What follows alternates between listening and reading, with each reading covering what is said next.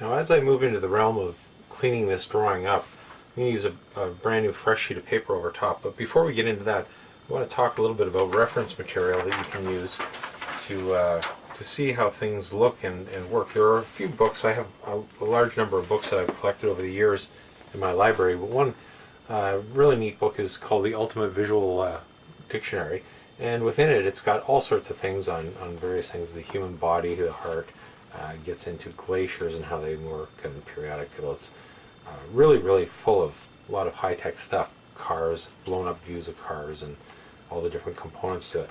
There's a little section here on chairs and how chairs are built and how they're put together, right down to the fabric and the foam cushioning and all that stuff, which is kind of neat. It's interesting to see this stuff because then understanding how things are built, you can draw them a little bit better. Another one that's a little bit more elaborate is a handbook of ornament. And in this booklet, it's got all sorts of really wild illustrations. But this section here has sofas and couches, very ornate, more turn of the century, like from 1800s to 1900s type of furniture. But it's great for reference material if you want to get into something that's really elaborate and ornate like this, as opposed to your standard IKEA type couch. Here's some tables, very, very ornate tables, that if you ever get into a situation where you have to do a drawing of that, it's great to have that type of reference material. But for this one here, just for the sake of simplicity and speed, we're just going to keep it fairly simple. Like I said, the IKEA type room with all the environmental stuff in it. So let's just take our fresh sheet of paper, lay it over top of our original there, and I can just barely see through the paper there. In some cases you might want to use a light table that goes in behind in order to see through. Now I'm going to use a regular lead pencil. This is a 2B Murado pencil, just to do my final cleanup. And the reason I'm doing it in pencil is simply so that you can see it a little bit better. But we'll go through the whole process of starting to tighten this whole thing up. Usually when I'm doing cleanup, I usually work with things that are closest to us and then work my way away, so that way I'm not overlapping my lines and drawing things that are going to be hidden later on. So we'll start over in this corner here with the corner of the room to start off with, and then we'll work our way over to the table and the chair, and etc., etc. So I'm just going to draw my line in right here, and I'm doing it all freehand because it creates a little bit more natural feel of worn down wear and tear if I do it in freehand. So that line's just going to extend right up there. You can see every so often I break the line just a little bit. I like to do that on edges that are corners, just so that they're not really hard and sharp and defined.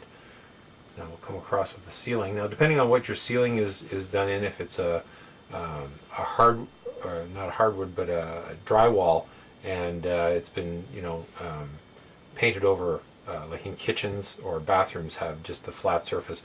Other rooms will usually have a stucco that's been blown on. So if you want to do a little stucco effect, you can just do sort of a little bit of a warbly line there, just to create that type of an effect that it's not really nice and clean. Then you can go over it and sort of pockmark it and do that, just to give it a little bit of a texture. You don't have to do it over the entire thing, but just usually along the edges, just to clarify that that's what that is.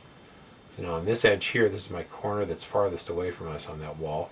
I'm going to make this a fairly clean, solid line, because again, it's going away from us.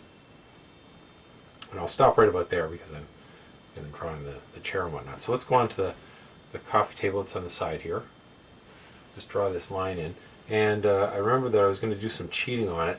And I'm going to keep the lines that I originally had for the coffee table. I'm going to cheat the couch or the chair just a little bit.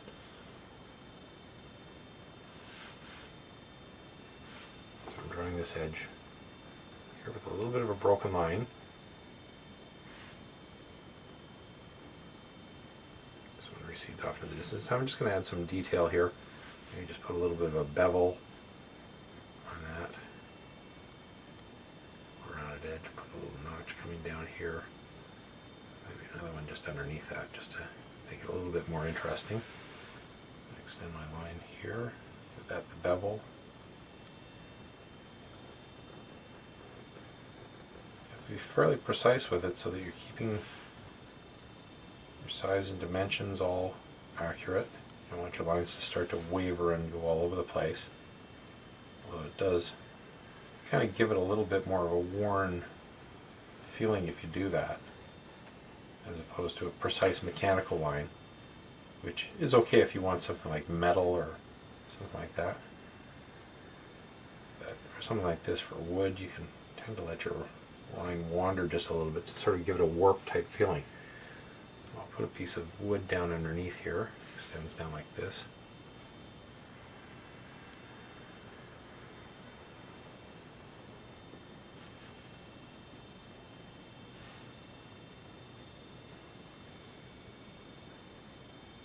I'm going to put my legs in.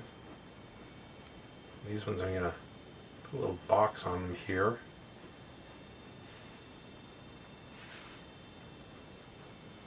And that off, and then do a little bit of a lathe turned leg. Sort of a spindle type thing. A couple of little ribs on it like that. Got the other leg in here. Just plot out perspective there. Goes back in underneath. There's my lathe turn. Put little ribs. Do the same thing over here on this one.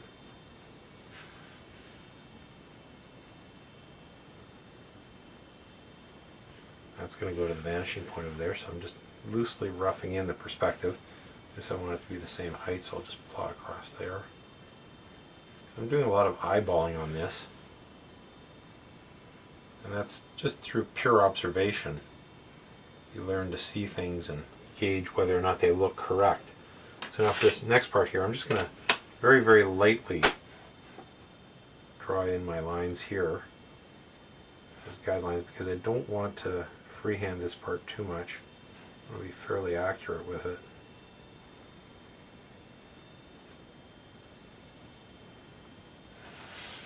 I'm just going to use those guidelines there.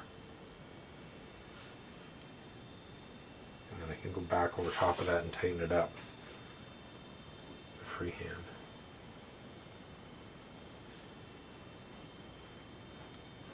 It gives it a bit of precision, but still looseness.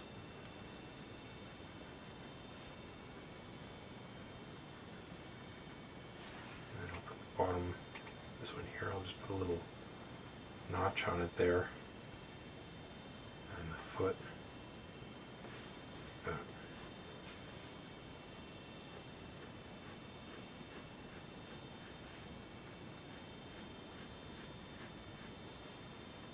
Okay, then over here, I'm going to have the corner, the back corner of that table is right there, which means that the leg is going to come down somewhere in here, but it's going to be hidden because under perspective you wouldn't see it, but you will see the spindle part of the leg coming down here. Roughly about there. Work it out in perspective, so that's where the rib part goes. I'll just tighten that up now.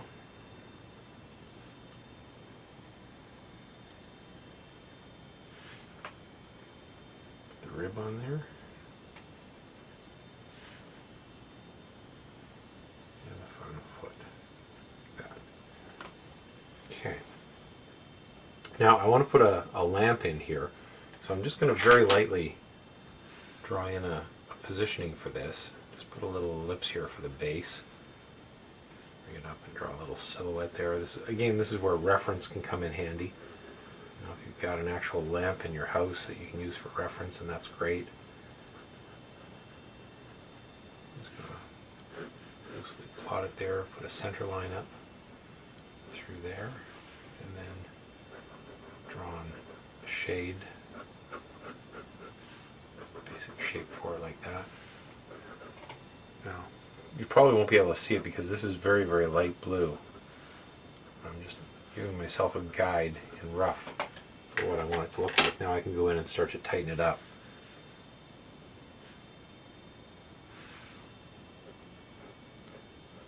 My ellipses here are curving this way because the horizon line is right there. So I want them to curve in this direction here because they're below the horizon line. I can do some fancy stuff with this. I can put little beads on here, like that, just to add a little bit of flavor to it. This last part here bow out.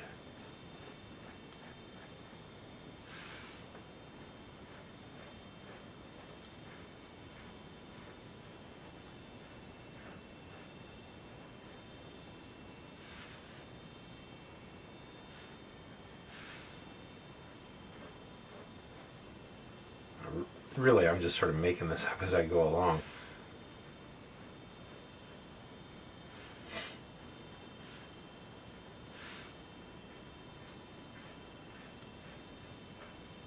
But if you were working in a studio and you had a specific design that you had to work with, then you'd have to follow along with that. I'm going to put a cord coming down and over there. A little attention to details, things that you normally wouldn't think of that are always there. It's helpful to put that stuff in.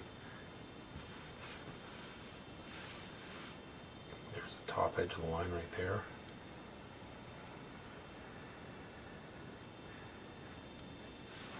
Yeah.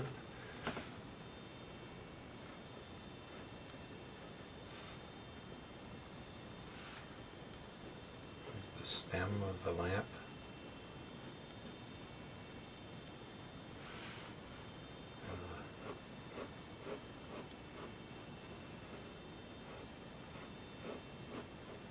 Lampshade.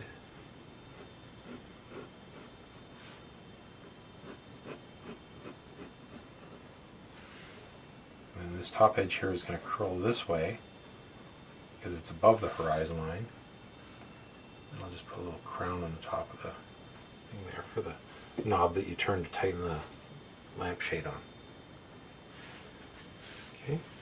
Now underneath here is the chair. It's slightly hidden in behind there, so I'm just going to puff that up just a little bit. Bring that corner out like this and put a little bit of an angle on it as well. We'll do some ribbing. Goes around the edge there. This will angle forward a bit, down to the arm of the chair.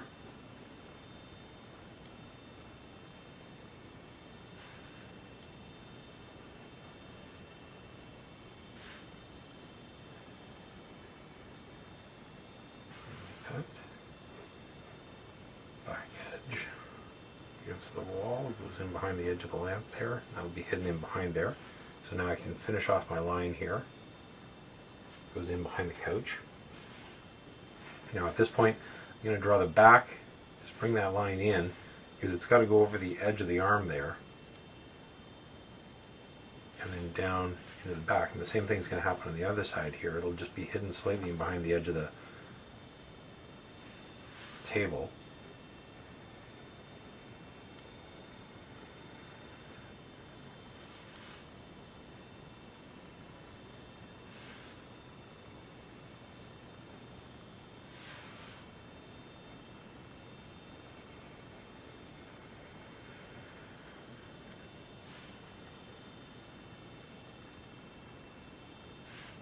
Up to the vanishing point.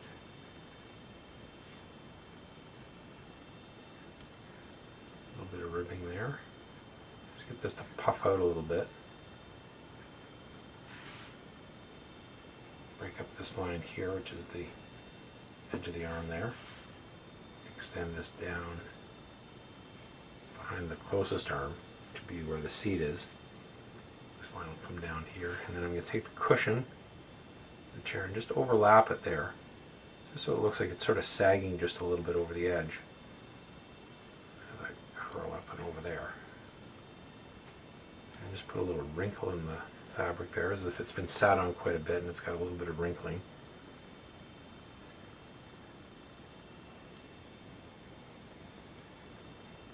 There's the bottom edge of the cushion. This part here, I'll just do a little curl on it, just add a little design to the arm. And there's the far side of the arm coming down. Here's the bottom of the chair and the corner, and the arm of the chair would be hidden in there behind that table leg. And then I need to extend this line here back at that point there. So I'm just going to draw a light little guideline on there just so I don't mess it up. Not warble too much.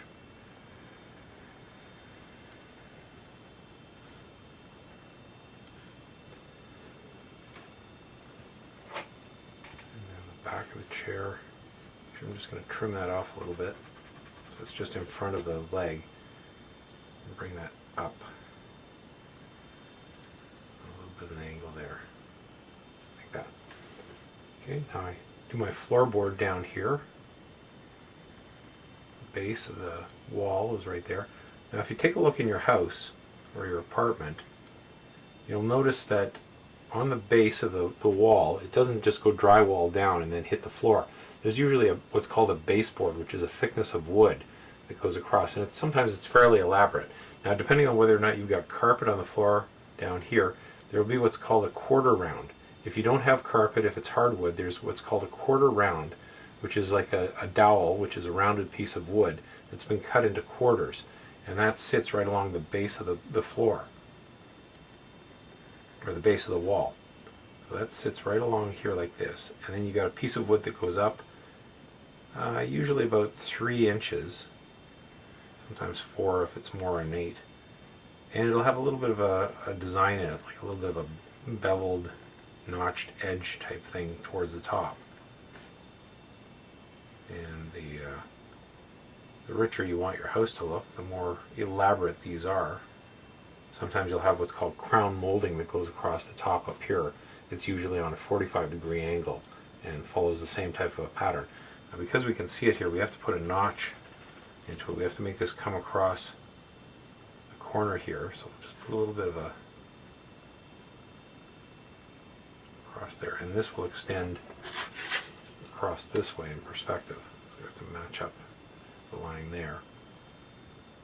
I'm just going to lightly draw that in as my guideline. I'll extend over there and there. So now I can tighten that up by freehanding it in a little bit more. More lines inside there.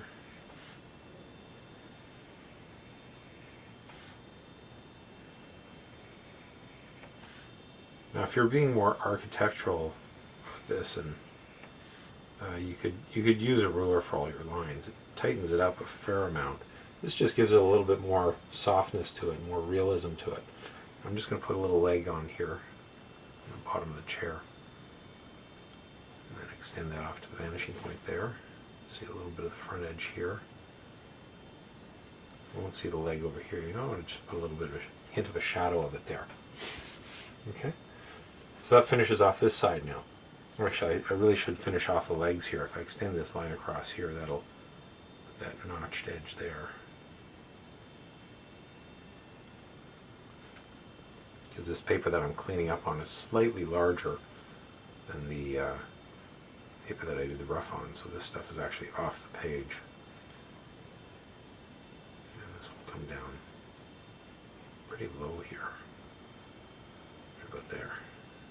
Okay, so that finishes off this portion here. Now I need to go into the bookshelf on the back side there. I'll just draw the top edge of it here. And this part here is fairly tight. I'm just going to draw this line in using the ruler, just to show you what it's going to look like. If you did happen to use a ruler on it, it would tighten up the drawing quite a bit, make it fairly precise and sharp.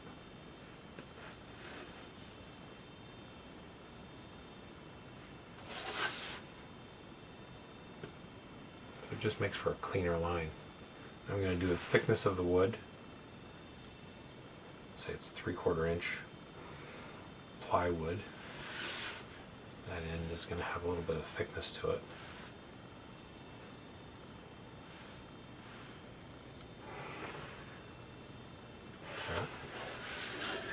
Then I can take my bookshelf, divide it in half, about there, put a shelf right there, and put another one right there. And then put another one down here.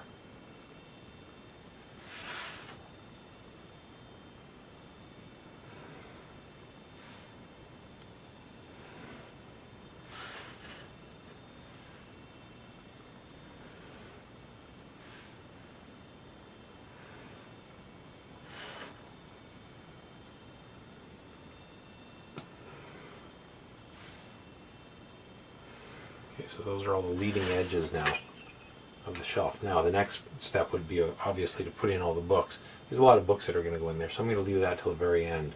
Actually, I'll start in on a few of them at the end, and then we'll cross dissolve and then come back to it finished, just so it doesn't waste a lot of time. Now I'm just going to draw the baseboard here. On this side it's going to be a lot smaller because it's further away from us.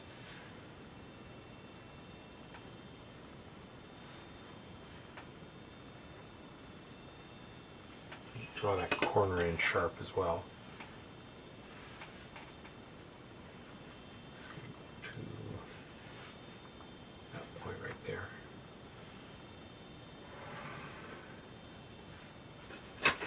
Okay, and I'll freehand the stucco, a little warble on it, bumps and bumps.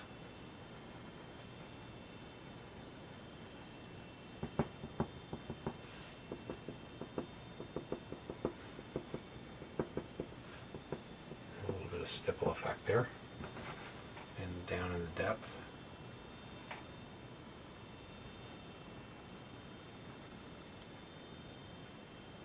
The corner. This side here so I can make it parallel to that line that I just drew. Just for accuracy again. Went a little bit too far there, so I'll just erase that back. You can see the pencil erases much easier now. Here's my floor line.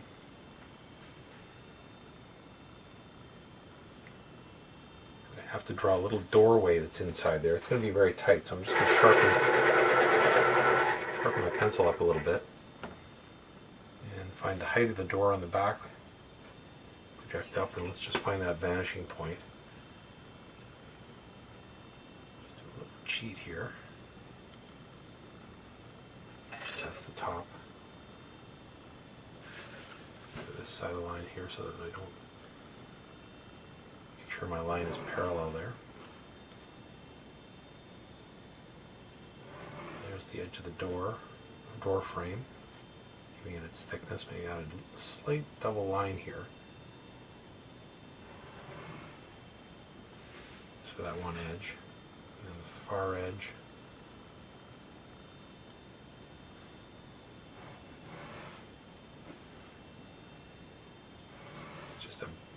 Bare sliver that you can see of that door. Hardly any of it because of the angle that we're on.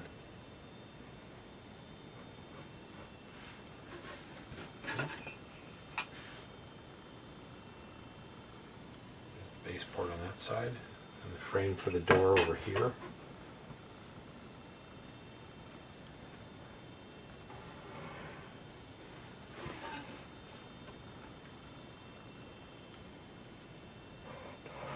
Side.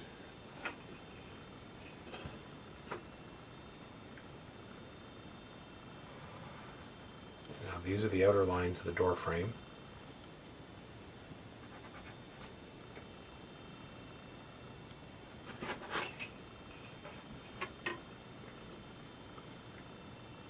The thickness of the door frame there, and the thickness on the other side.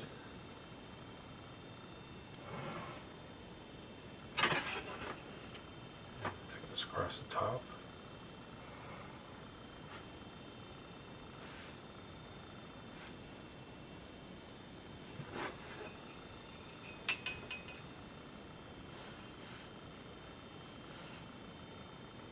And the bottom of the door.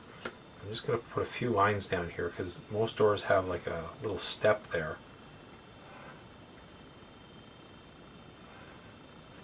Keep water, rain and stuff from draining into the house. We'll just knock that down. I'm just going to put an extra double line around the frame here just to represent the actual door itself, because there's got to be a little tiny gap between the frame of the door and the door itself in order for the door to fit properly without being really super tight. Just put a little double line in there. Again, attention to detail like this really is helpful in things like putting the hinges on. Indicating those in like that. Okay. And putting the doorknob on, the doorknob roughly about here. Right there. And then we'll finish off the detailing on the door. Usually there's a piece of wood It extends all the way from the top to the bottom on the side here. And the same thing on the back side where the hinges are. There's a piece of wood that goes all the way down. And there's a short piece that goes in between up the top. A slightly thicker piece down at the bottom. And then right where the doorknob is, there's a piece of wood that goes across there.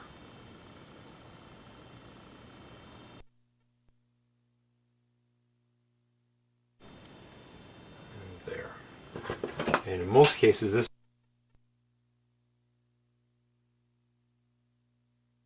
side here,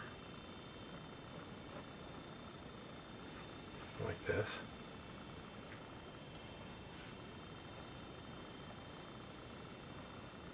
Again, reference any doors that are in your house. You're in a less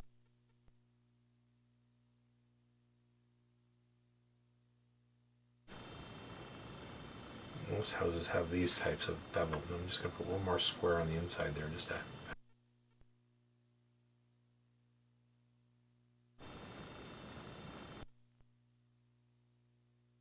if you wanted to, you could make this upper one here a window. Those glass.